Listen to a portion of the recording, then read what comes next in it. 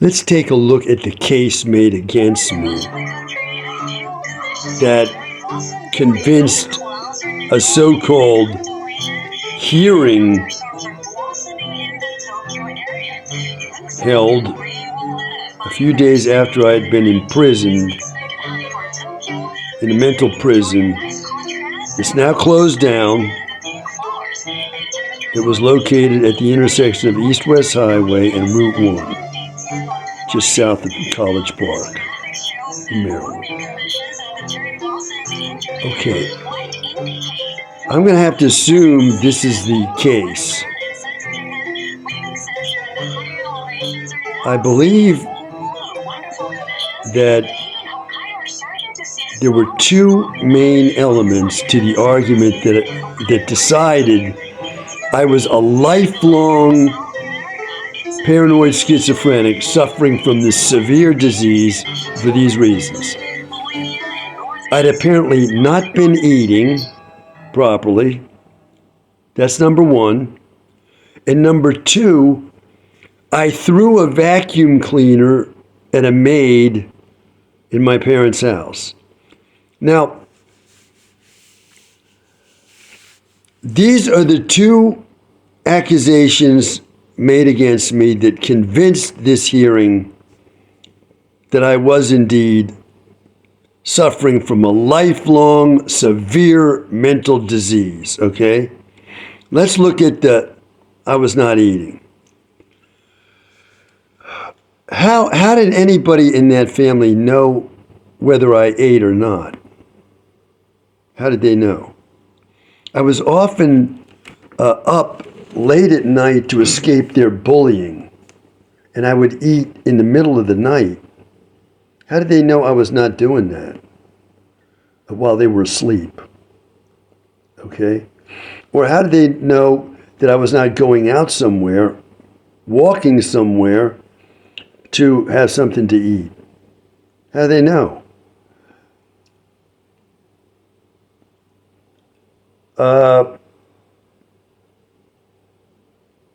Let's say that I was not eating. Okay? Was I fasting for one reason or another? And did I have a legitimate reason for fasting? I don't think they could answer that question. And a person who fasts is not considered to have a lifelong debilitating disease.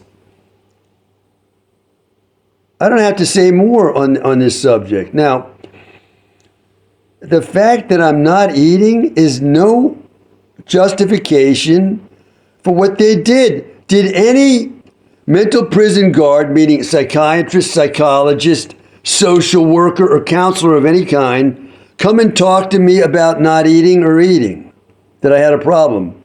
No such thing happened. So I have a problem of some kind that they cannot document that I actually have, and I'm determined to have a lifelong illness based on their accusation. And who are the accusers? Well, at that time in the house was the father, who I'm calling America's Man of the Year, his wife, my mother, my older sister, who was mentally diseased by her own admission and by her history of care under the mental prison system. She believed that she was severely diseased, although she was not certified, as far as I know. There's no way that she was certified. So she had problems from the late teens on that disrupted her life and made things difficult for the entire family. She was clearly suffering from one of those major mental diseases. I, on the other hand, had no such history and in no way saw myself that way. And during all those years, I was accomplishing a bachelor's degree in English by the age of 22, which was normal. And I even finished ahead of time completing my degree program in 3.5 years instead of 3. And I went on to graduate school where I accomplished a master's degree in 2 years, which is normal, by the age of 24. I had then come home under my mother's urging to write a book full-time with the hope of starting a career as a creative writer. Where had I been before that? I was enrolled in the Graduate School of Library Science at the University of Maryland, where I was doing fine. And I started the program out there, and my mother pulled me out of that program, telling me that she didn't want me in that program. I ought to at least try to become a writer, come home, stay at home, and write a book. I wouldn't need to work or do anything other than write to become a professional writer. So I did that. I'm home, and I was writing and working, and the product of that work is online. It goes by the title Otherworld. Now, it's documentable that I was working down there and I did my work, okay? And the work is good. It's certainly not the work of somebody who has a severe mental disease. Now, who else was in the house? Like I said, my older sister who had one of these mental diseases by her own admission and by documentable facts about her. And she was not working, and she was living there because she was mentally diseased and couldn't cope anywhere other than under the shelter of her parents' care. And while she was there, she was dating 1 or 2 men. Okay? Now, who else was there? My youngest brother, who was what age at the time I was unlawfully seized and nearly murdered. I was then 28. How old was he? At that time, he was 23. He was home, living under the same roof I was living under. Did he work? He did not work. He was someone who had failed to become a pilot. He had enrolled in some university in the West somewhere and to become an airline pilot. And he had not succeeded after maybe 2 years there, and he'd failed out of that place and come home. Had he worked while he was there at that university where he was going to become a pilot, he didn't work at all. Whereas I worked while I was in college, and I was expected to work. I worked while in college. He didn't, and he failed. He came home, and he's living there at the same time I was. Now, what was he doing? He was going to the University of Maryland. Or he may not have started yet, I'm not sure.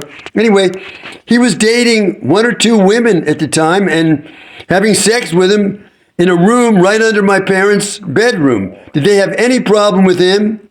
No. He didn't work. He went to school. And he was having sex with women in his bedroom right under my parents' room. All fine with them, right? Whereas I worked while I was in college, okay? And I worked while I was in graduate school as well. Now, he's home. He's not working. The sister there, she's not working. And I am working. I was asked by my mother to come home and write this book. And after a year, I was finding it hard to get the book published. Had I stopped working? I had not stopped working. I continued to work on my book, and I continued to try to get it published. I worked all the way up until the time I was unlawfully seized, imprisoned, and nearly murdered. And this is documentable. Now, the reason that I'm deemed to be suffering from a lifelong illness is what? I'm not eating properly, and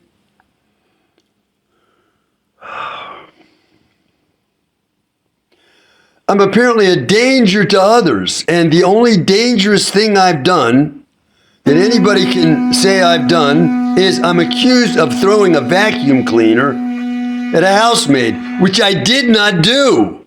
That is an outright lie in every way. Nevertheless, let's say it was true. That's one instance of violence in a life where there's no violence at all. I don't get in fights. I've had no run-ins with the law at all. So, okay, let's look at the possibility that I might have thrown that at the maid, which I did not do. And this woman apparently could not speak English, and she made the accusation, apparently. Now, was this woman injured in any way? She was not. No bruises, no trip to a doctor, no police report or anything. Where is the evidence that I was somehow a danger to this woman? Even if I had thrown the vacuum cleaner at her, these people did not say I hit her with the vacuum cleaner. So I throw a vacuum cleaner in the air, and it does not even hit this woman or cause her any injury. And for that one instance, I'm deemed to be suffering from a lifelong illness. This makes no sense at all. Now, I'm going to say again what I've said in many of these recordings. This witch-like maid, who I did not allow to clean my room because I wanted to clean my own room. So I said, I don't want her in my room cleaning. I'll clean my own room, and I did. So my head in my bed inside this office room where I stayed in the house was about 1.5 feet from the door. And this woman would come with the vacuum cleaner and be banging it against that door. When she's vacuuming, it's something she did not need to do. There was a hardwood floor out there. It wasn't dirty at all. But she did this regularly every week. So one morning, she's banging that thing on the door. I got up, I opened the door, I took the vacuum cleaner out of her hands. I walked the 3 steps from the front of my room to the hallway out there, not far from my room, and I threw that vacuum cleaner down the hall with the maid like 6 feet behind me, standing at the door to my room. I wasn't throwing it at her, I was throwing it down the hall. So I threw it down the hall, and the hose on the vacuum whipped around when it landed and punched a small hole in the drywall of the hallway down there. And I turned to the maid and I said to her, now you get the hell out of this house, I said to her.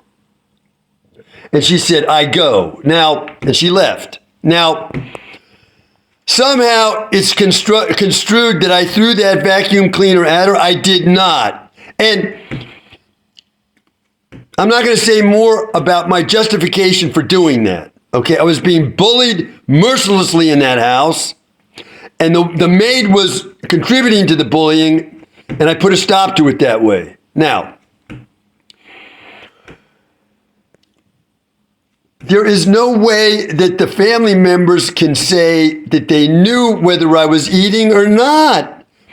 The man of the year was going to work in the daytime, and the brother and the sister were on their own schedules doing whatever they were doing, and my mother, she also was on her own schedule. So somehow they knew that I was not eating. Well, even if I were not eating, no one talked to me about that. Was I fasting? What was I doing? No one talked to me at all. No one talked to me about the vacuum cleaner I'm supposed to have thrown at the maid. No one said a word to me about that. And it's determined that I have a lifelong illness based on that. And there is nothing there at all. So what do I say has happened here? I'm saying that this father of mine, who was the architect of this entire outrageously evil atrocity against me, set this up to attempt to murder me with a shot of radiation poisoning as part of this involuntary commitment, which was absolutely absurd from start to finish. And why did he want to do that? He wanted to do that because while I was an adolescent, he had been male raping me while he kept me etherized and asleep. Coming into my room around now, right now, I look at my phone's clock, it's 5:08 a.m.